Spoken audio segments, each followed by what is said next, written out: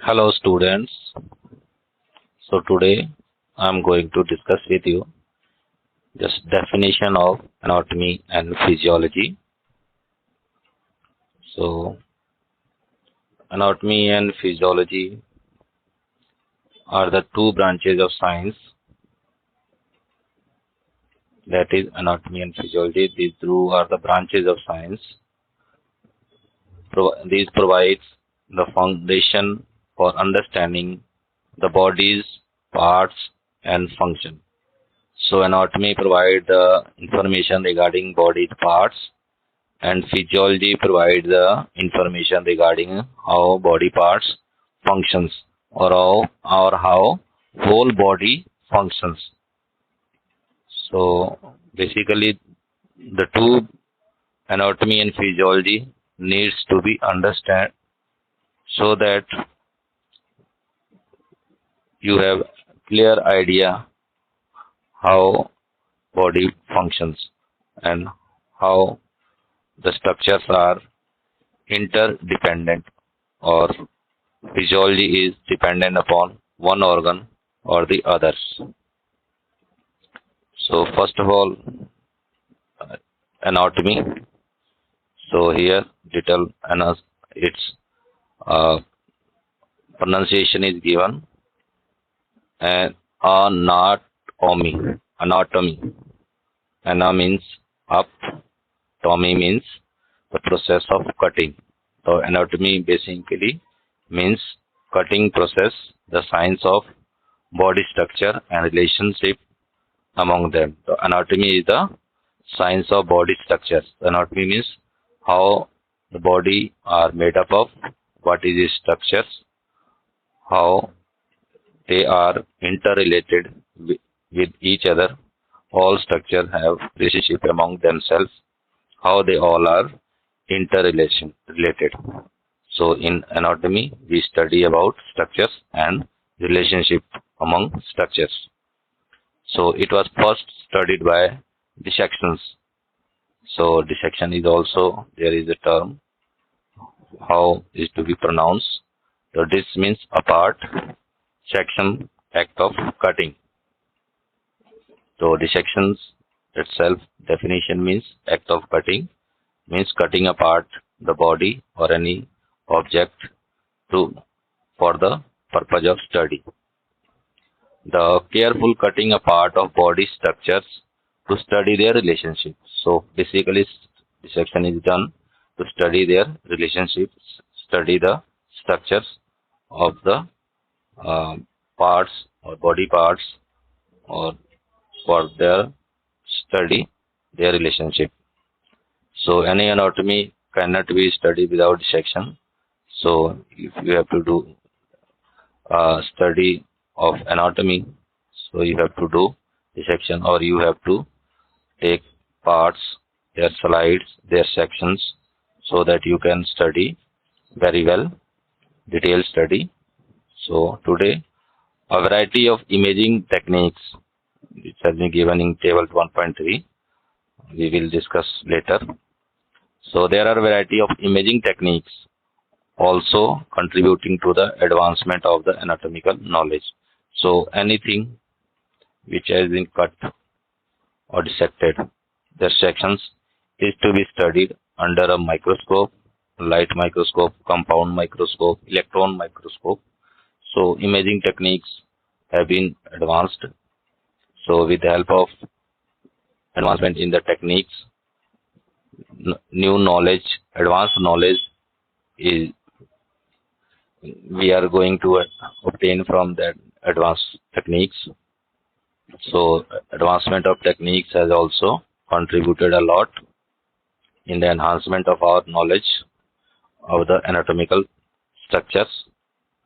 So next, whereas anatomy deals with structures of the body, physiology, that is physiology with nature, and logy means study of.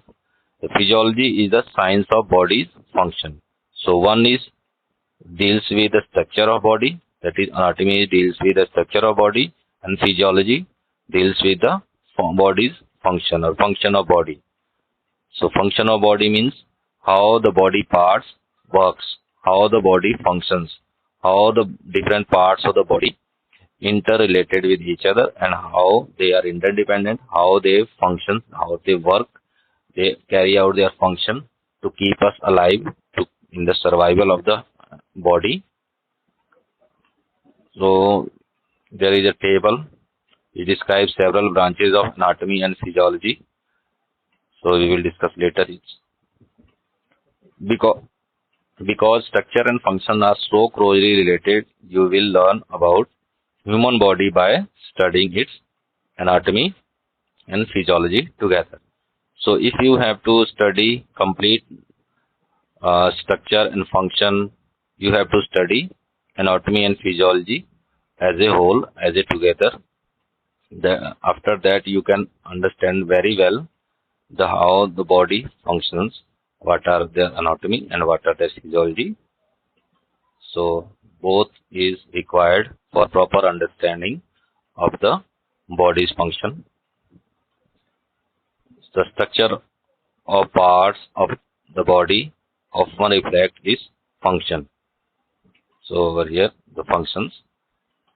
For example, like one example is given over here. The bones of the skull join tightly to form a rigid case.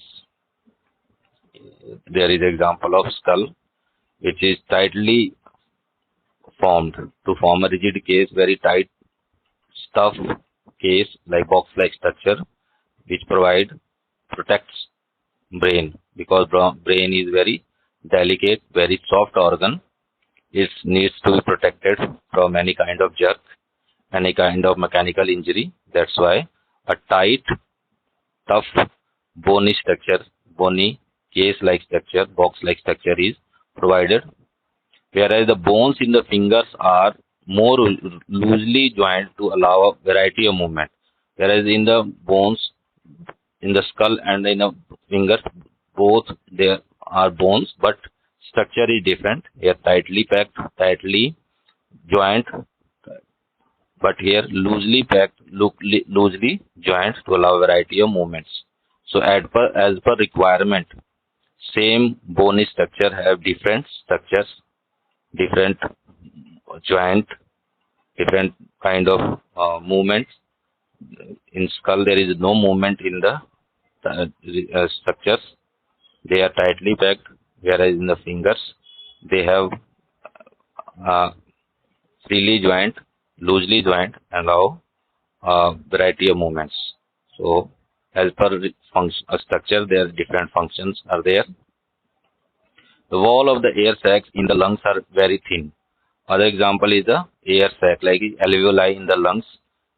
In the respiratory system, the lungs contain number of air sacs, or ultimate unit is the alveoli. They have very thin wall, thin, permitting rapid movement, because these walls are very thin so that they can permit rapid movement of gases, like inhalation of oxygen, exhalation of carbon dioxide, like free movement or rapid exchange of gases can be permitted with the thin structure.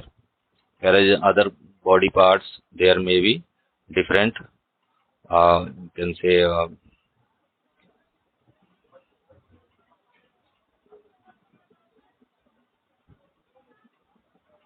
sorry, yes. So there may be different function. So next is the topic is the level of structural organization and body system. We will discuss it in the next video. So for this video, thanks a lot. Please like, subscribe and share to your friends, the one who needs this kind of video.